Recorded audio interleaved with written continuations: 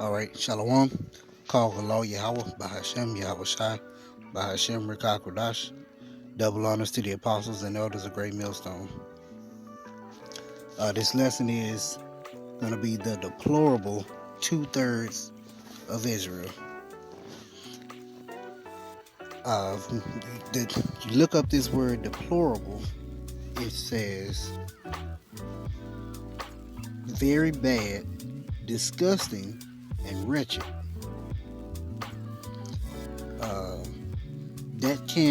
That can or should be deplored, regrettable, wretched, very bad, worthy of severe condemnation or reproach, lamentable, woeful.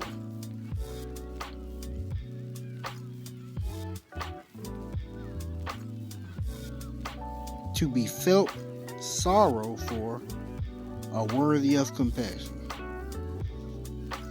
But I was just looking up different words. I seen the word deplorable, and I thought about that in this lesson here.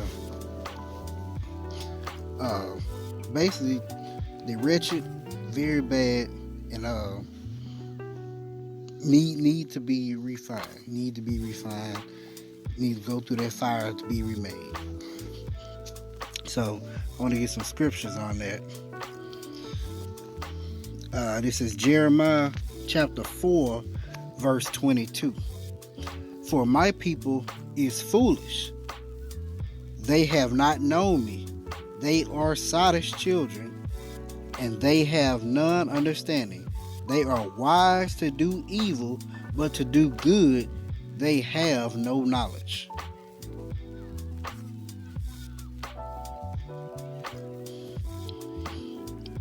Right. Our people, especially here in Babylon the Great, they follow after the ways of Babylon the Great. You know, everything that they push here, they want to follow. And so we're going to look at this word sottish too.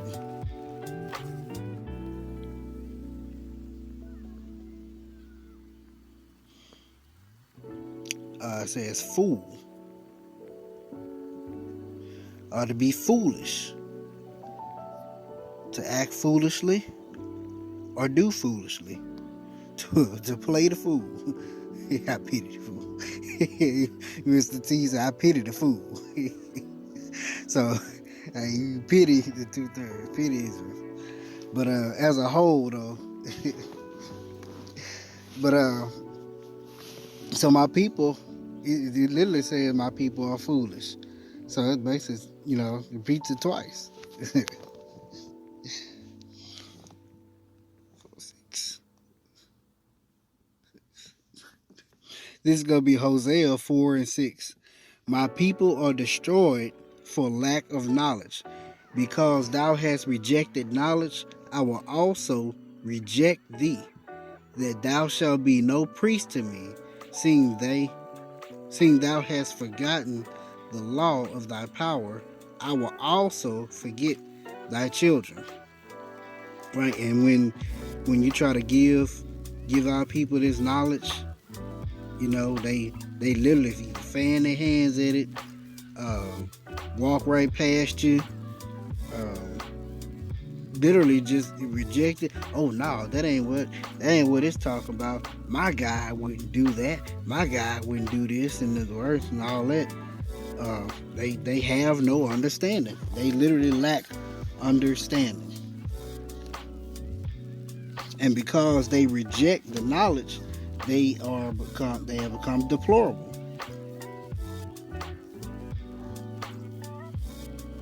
And this one reason why.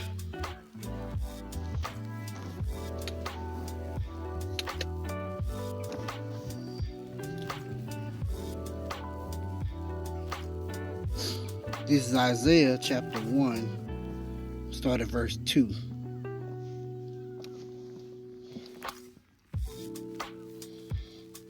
It says, Hear, O heavens, and give ear, O earth.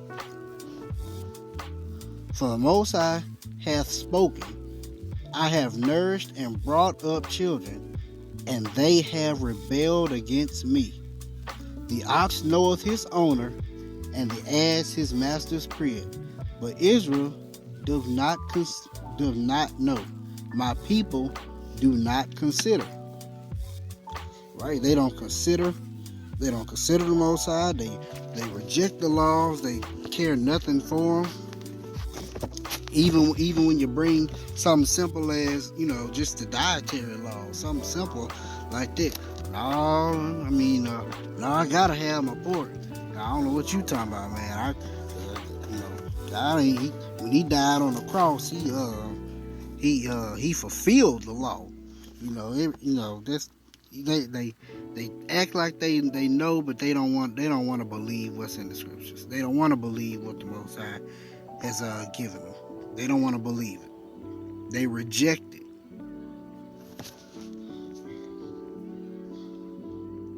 This Jeremiah 8:5 says, "Why then is this people of Jerusalem slidden back by perpetual backsliding? They hold fast deceit. They refuse to return." Man, it's a perpetual backslide. Let's see if they were perpetual. To excel, be bright, be preeminent, be perpetual, be overseer, be enduring. They excel at backsliding.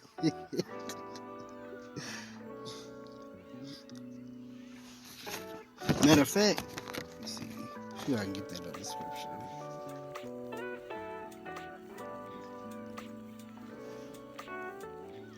The scripture said they overpass the deeds of the wicked.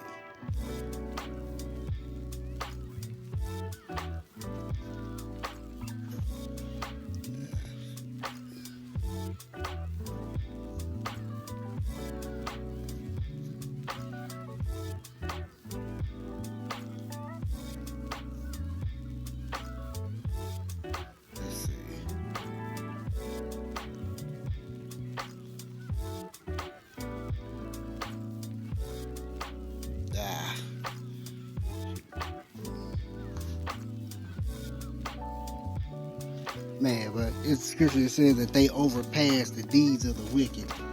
Try to get that.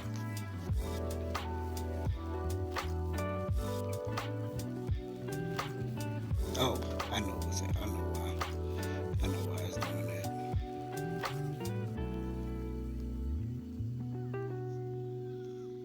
That's why.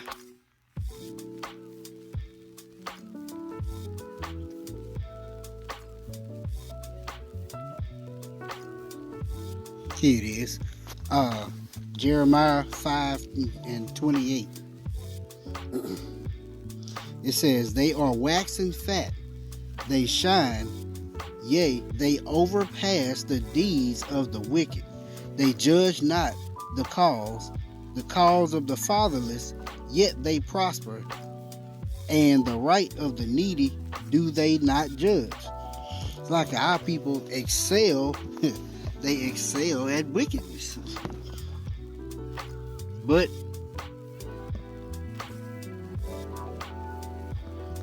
because our people literally refuse to turn back to them and follow. Turn back to Yahweh Hashem Yahweh Shai.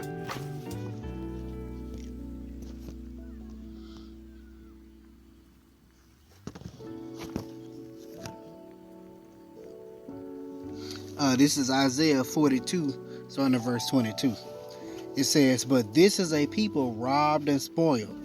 They are full, they are all of them snared in holes, and they are hid in prison houses.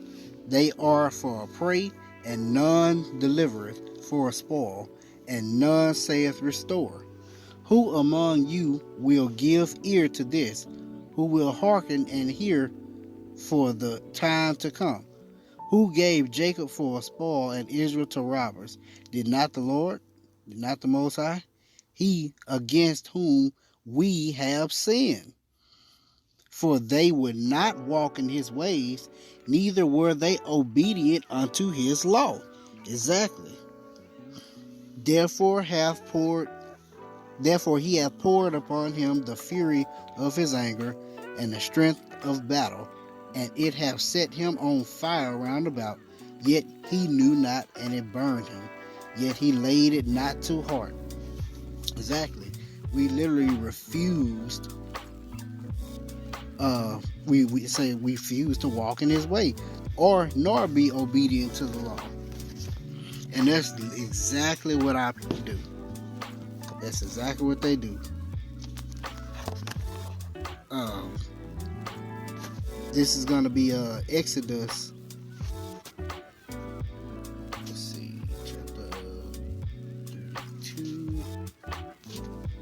I'm going to start at verse 7.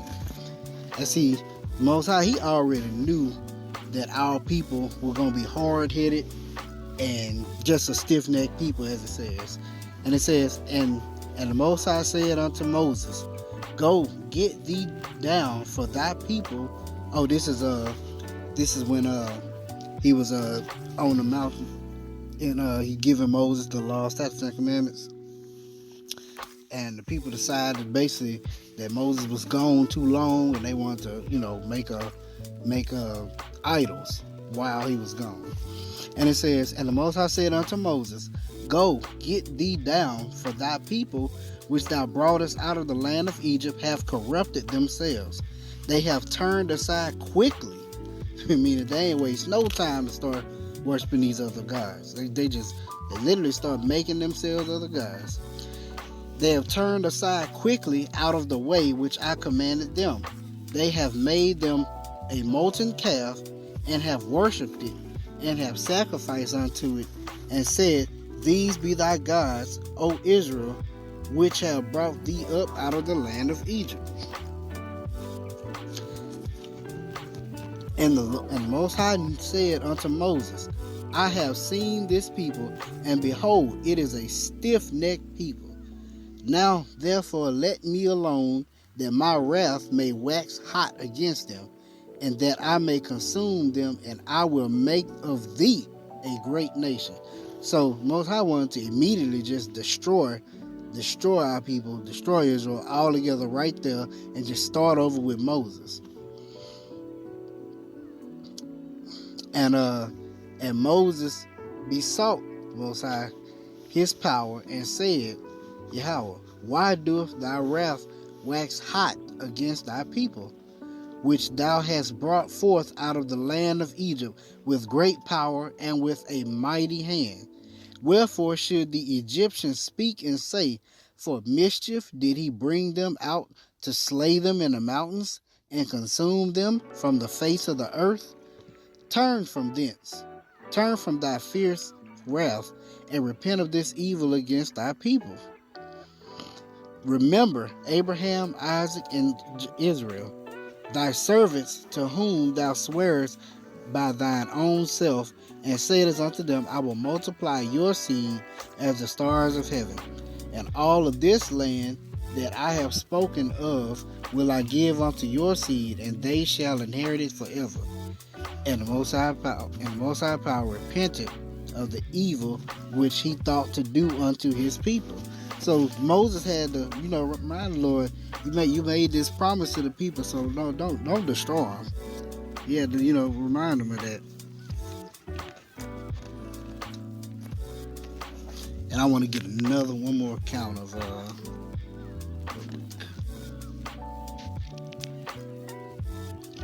I'm gonna go to Baruch.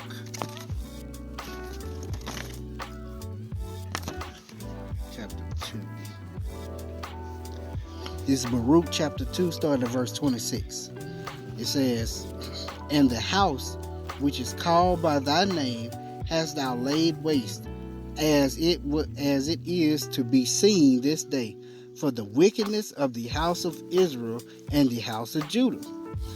O Lord, our power, O Yahweh, our power, thou hast dealt with us after all thy goodness, and according to all that great mercy of thine, as thou spakest by thy servant Moses in the day when thou didst command him to write the law before the children of Israel, saying, If ye will not hear my voice, surely this great multitude shall be turned into a small number among the nations where I will scatter them. For I knew that they would not hear me, because it is a stiff-necked people.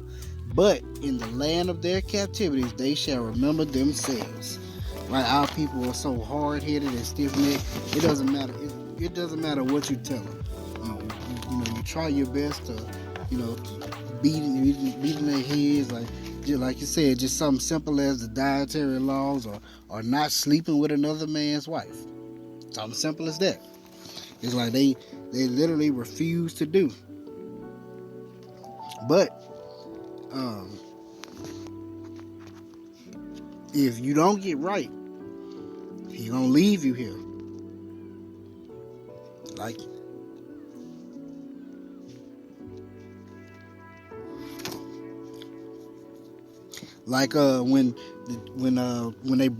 When Moses brought the children of Israel out of Egypt, and you had the ones that murmured against Moses and all that different stuff. The ones that wanted to go back, they walked around. The Lord let them walk around in the wilderness for 40 years, and it tells you why.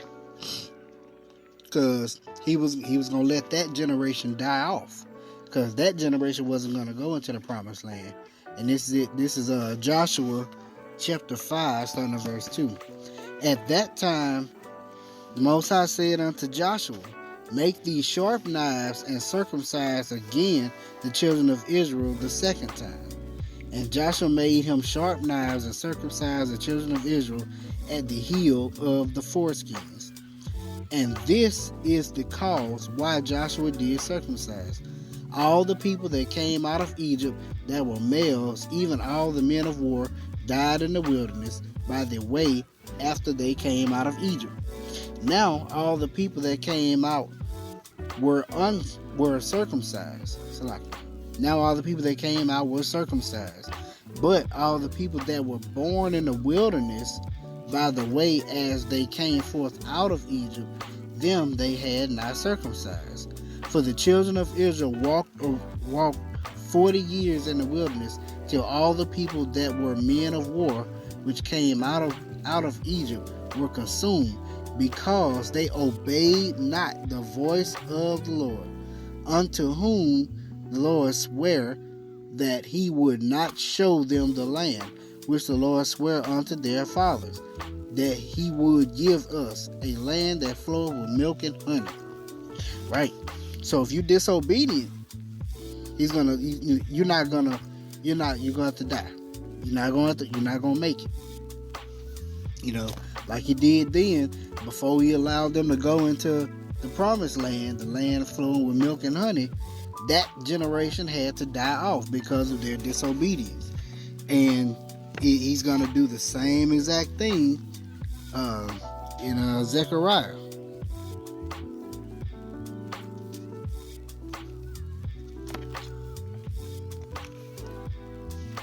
This is Zechariah chapter 13, verse 8. And it shall come to pass that in all the land, saith the Lord, 2 parts therein shall be cut off and die, but the third shall be left therein. That's that small sanctuary, that small number that he said he's going to be with.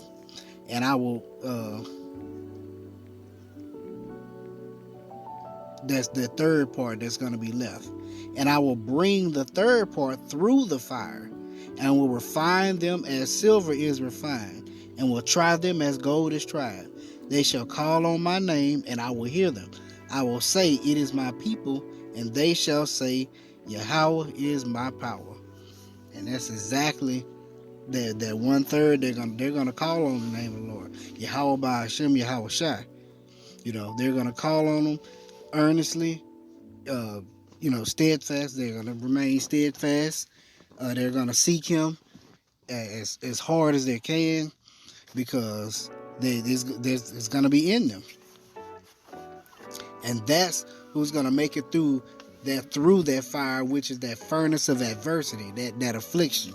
He's gonna bring them through it. And so that's why the 2/3, the 2 parts therein that gets cut off and die, that's that deplorable part. That's that part that's worthy of condemnation.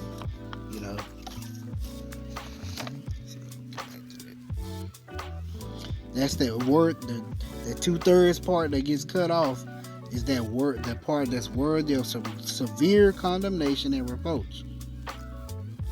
The two parts that get cut off, they're lamentable and woeful. They're wretched and bad.